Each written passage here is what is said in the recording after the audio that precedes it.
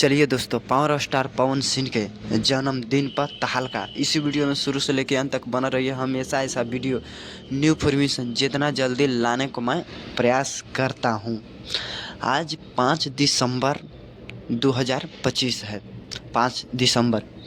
लेकिन power star Pawan Singh के आज से एकदम खास 1 महीना टाइम बच रहा है, जो पावर स्टार पवन सिंह अपने जन्मदिन के अवसर पर पावर स्टार पवन सिंह तहलका मचाते ही रहते हैं।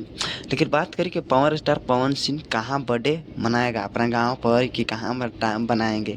लेकिन पावर स्टार पवन सिंह उनको कोई ठीक नहीं कहाँ बर्थडे मनाएंगे, लेकिन जब भी बर्थडे मनाते हैं तो तहलका भोजपुरी इंडस्ट्री में मचा के रख देते हैं। लेकिन पावर स्टार पवन सिंह जन्मदिन के अवसर पर भी गाने लाते हैं, खुशहाली लाते ही रहते हैं। पावर स्टार पवन सिंह तहलका मचाते ही रहते हैं भोजपुरी इंडस्ट्री में। अब हम हमेशा ऐसा वीडियो न्यू इन्फॉर्मेशन आप लोगों तक लाने का मैं प्रयास करता हूं। पूरा वीडियो देखने के लिए धन्यवाद।